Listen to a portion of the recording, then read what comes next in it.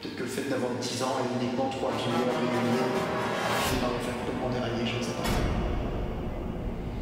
Tout ce que je sais, c'est que, en gros, toi, tu te fais propulser comme une minute de 2013, directement en 2023. En même temps, ça n'a pas dû changer tant que ça, malgré les moyens, c'est peut-être en train de vérifier.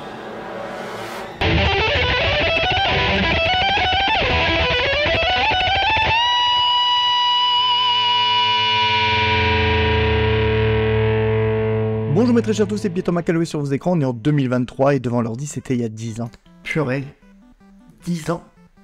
Eh oui, mais commence surtout pas à me couper la parole toutes les 2 secondes toi. Bah pour le moment je suis coincé ici, j'ai pas grand chose d'autre à faire. Ok, 10 ans après, qu'est-ce qui a bien pu changer? Je vous le demande. On peut même aller encore plus loin et voir, mais quels ont été les changements pendant le run de devant l'ordi, à savoir de 2013 à 2016.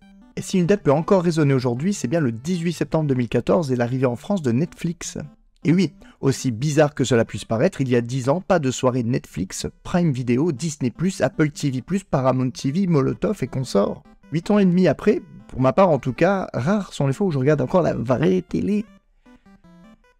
Avec ces programmes qui démarrent à 21h15, 5 pages de pub, de 12 minutes, qui coupent le film à des moments improbables. Non mais vous vous rendez compte, vous êtes un jeune en 2023, vous découvrez un grand classique à la télévision et ça vous donne...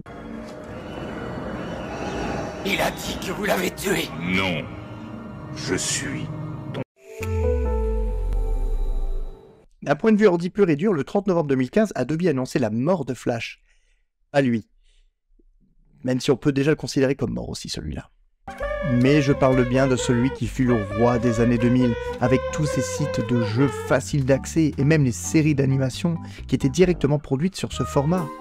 Symbole et nerf de la guéguerre que se livraient Apple et Android déjà à l'époque, où la supposée supériorité de ce dernier consistait à pouvoir lire ses contenus. Et il n'était pas encore rare à l'époque de tomber sur ce genre de visuel quand on se baladait sur le net depuis iOS.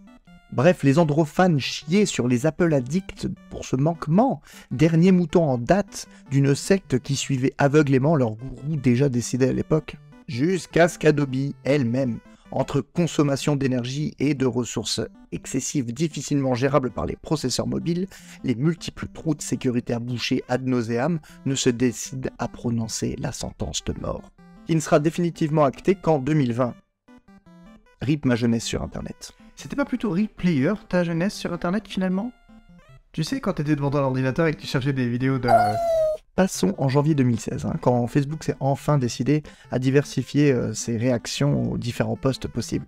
Enfin, sa réaction, parce que jusque-là, on pouvait juste liker un post. Ils ont donc ajouté les j'adore, les haha, les ouah, les tristes et les grrr. Fais ton grain. Non, pas celui-là. Enfin, on pouvait sortir de ce carcan social bizarre qui, s'il s'était passé dans la vraie vie, aurait été quelque peu difficile à accepter. Bouh, mon grand-père vient de mourir. Sniff, sniff, sniff. Enculé. Que dire encore de l'omniprésence des réseaux sociaux dans nos vies quotidiennes? Facebook étant passé de in au début des années 2000 à ce réseau social de parents, voire de grands-parents, et a vu une augmentation démographique constante coïncidant avec la volonté des plus jeunes de se retrouver exclusivement entre eux. Ouais, donc en gros, ta mère arrive sur Facebook. Donc tu passes sur Insta, Elle arrive tant bien que mal à s'inscrire sur Insta. tu switches sur Snap, Elle comprend pas trop le principe de Snap, mais elle arrive quand même à s'immiscer. pas de soucis, navigue entre TikTok, BeReal, WhatsApp, Telegram. Y a le choix, y a le choix. Bon, t'as gagné, elle va se contenter de t'envoyer des messengers pour s'en rester dans le coup.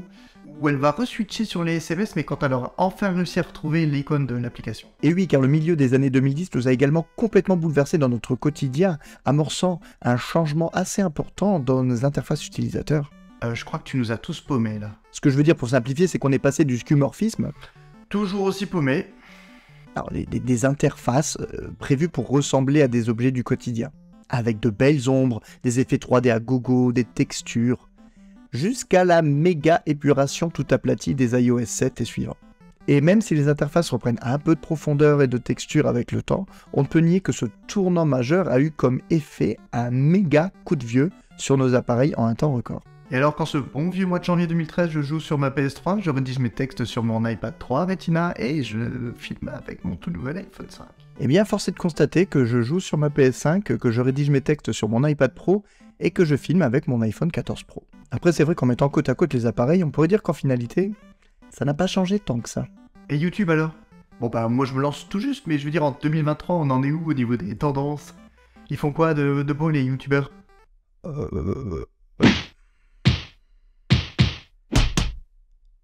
Joueur du grenier, c'est toujours un tueur. Hein. Il fait toujours des putains de vidéos.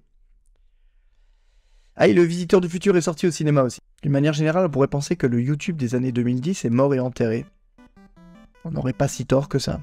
Et il est également facile de penser qu'on est passé à une ère quelque peu fast-food, où les talents d'hier et les nouveaux venus sont partis vers les contrées un peu plus vertes du live sur Twitch. Alors il est vrai que la tentation de dire que c'était mieux avant, que je suis devenu un vieux con est assez prégnante, mais ce serait oublier que même si le net connaît de profonds changements, entre algorithmes YouTube qui arrivent même à faire chouiner les plus grands,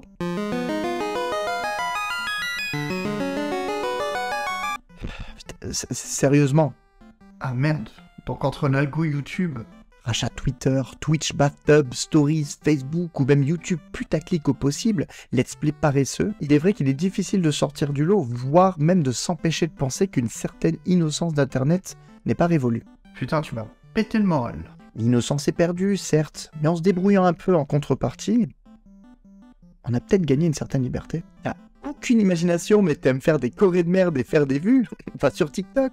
T'as rien envie de préparer en avance, mais t'as de la gouaille et t'as de l'humour. Va faire un live Twitch.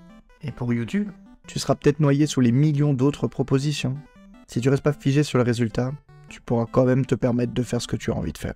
Alors, tu disais que j'avais arrêté d'être devant l'ordi.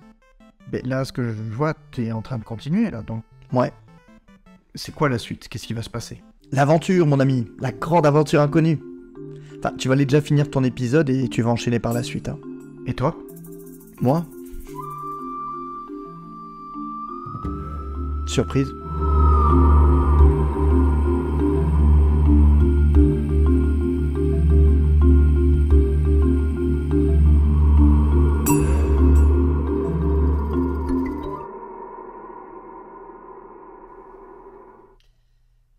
Je vais aller devant l'ordi. Nerd alert!